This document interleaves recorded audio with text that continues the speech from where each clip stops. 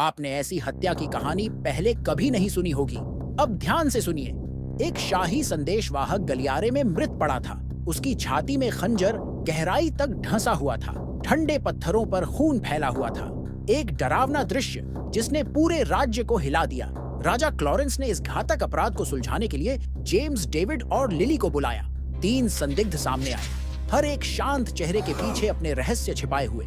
Rowan, अस्तबल का प्रहरी, अक्सर गायब घोड़ों को लेकर उसकी संदेशवाहक से बहस होती थी। लेडी मिरांडा, चतुर सलाहकार, खामोशी से चलने वाली, मुस्कानों के पीछे अपने इरादे छिपाए हुए। ओलरिक, शाही लेखक, पीला और घबराया हुआ, किसी की आंखों में सीधे देखने से बचता हुआ। जेम्स ने गलियारे की जांच की, खून के धब्बे, टूटी हुई टाइलें और खंजर की स्थिति। डेविड ने पैरों के निशान देखे जो अचानक गायब हो जाते थे, और फर्श पर बिखरी हुई धूल। लिली ने नौकरों से पूछताछ की, हर अलिबी को समय से मिलाया। रोवन ने कहा कि वह पूरी रात गश्त पर था, लेकिन उसकी आस्तीन पर खून लगा था। लेडी मिरांडा की मेज पर बिना हस्ताक्षर वाले पत्र मिले, जो शाही संदेशवाहक को धमकी दे रहे थे। ओलरिक की डायरी में कोर्ट में लिखे नोट्स और महल के गुप्त रास्तों के नक्शे मिले। जेम्स ने खंजर की जांच की, उंगलियों के निशान जानबूझकर मिटाए गए थे। डेविड ने देखा कि खून की हल्की लकीर भंडारण गलियारे के दरवाजे तक जाती थी। लिली को एक फटा हुआ दस्ताना मिला, जो हत्या स्थल के पास एक बेंच के नीचे छिपा था। रोवन के जूते कीचड़ से सने थे, जो फव्वारे वाले बगीचे के पास मिले निशानों से मेल खाते थे। लेडी मिरांडा की खुशबू घटना स्थल के पास अस्वाभाविक रूप से मौजूद थी। ओलरिक की लिखावट धमकी भरे पत्रों से मेल खाती थी। राजा ने सच्चाई की मांग की। महल में तनाव तूफान की तरह बढ़ गया। जेम्स ने संदिग्धों के कदम दोबारा जोड़े, हर हरकत और समय का मिलान किया। डेविड ने गुप्त कोनों, परछाइयों और छिपे गलियारों की तलाशी ली। लिली ने रोवन के कांपते हाथ, मिरांडा की हल्की मुस्कान और ओलरिक की नजरें देखी। रोवन ने गुप्त रास्तों से अनजान होने की कसम खाई।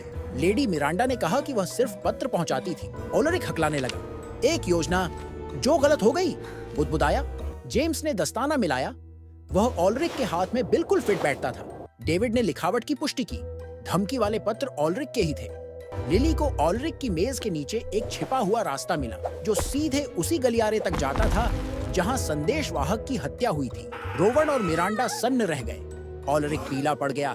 कांपते हुए उसने कबूल कर लिया। ईर्ष्या और डर ने उसे अंधा कर दिया था। उसी ने संदेशवाहक को फंसाया और अकेले ही उसकी हत्या की। राजा ने तुरंत गिरफ्तारी का आदेश दिया। जंजीरों की आवाज गूंज उठी। महल ने राहत की सांस ली। हालांकि अंधेरे गलियारों में परछाइयां बनी रहीं। जेम्स, डेविड और लिली ने हर सबूत दर्ज किया। खंजर, दस्ताना, पत्र और गुप्त रास्ता शाही अभिलेखों में बंद कर दिए गए। रोवन और लेडी मिरांडा को निर्दोष घोषित किया गया। ओलरिक को कालकोठरी में भेज दिया गया। राजा क्लॉरेंस ने सोचा, भरोसा नाजुक होता है, खासकर महल की दीवारों के भीतर। गलियारे शांत हो गए, लेकिन हत्या की फुसफुसाहटें बाकी रहीं। जासूस वहां से निकले।